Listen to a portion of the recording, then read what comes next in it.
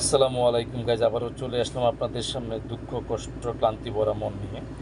আসলেই আজকে আমি একজন প্রবাসী হিসেবে আমার মনটা একটু খারাপ। কারণ হচ্ছে যে গতকালকে ফেসবুক ভিডিওতে আমি দেখলাম যে আমাদের বাংলাদেশ এয়ারপোর্টে আমাদের একজন প্রবাসী বাংলাদেশি ভাই অসহায়ের মতো কান্না করতেছেন এবং তার বুক ফাটা আর্তনাদ।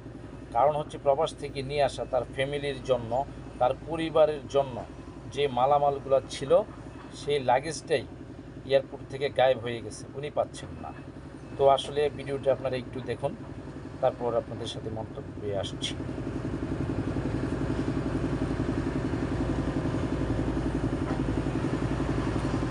এই যে দেখেন, এই প্রবাসী ভাইটা প্রবাসে থাকা অবস্থায় তার 5 বছরের কষ্ট অর্জিত টাকা দিয়ে তার ফ্যামিলির জন্য, তার পরিবারের জন্য বিভিন্ন গিফট এবং মালামাল নিয়ে আসছিলেন।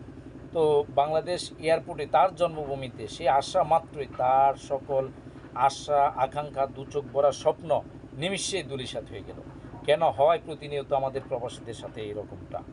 আমরা কি আমরা কি সংস্কার পেলাম আমাদের এই দেশে?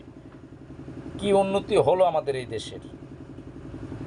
আমাদের প্রবাসীদের সাথে প্রতিনিয়ত এইরকমটা হচ্ছে। তো আমি সকল প্রবাসীদের পক্ষ থেকে, আমি একজন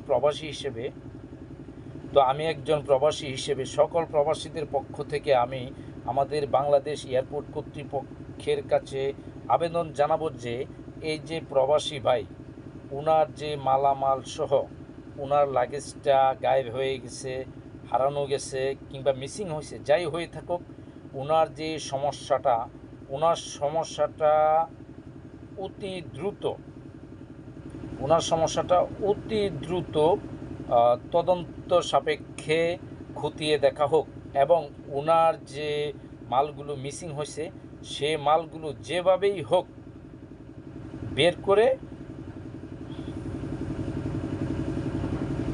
ওনার যে জিনিসপত্রগুলো হারানো গেছে সেগুলো খুঁজে বের করে দেওয়া হোক এবং সঠিক তদন্তের মাধ্যমে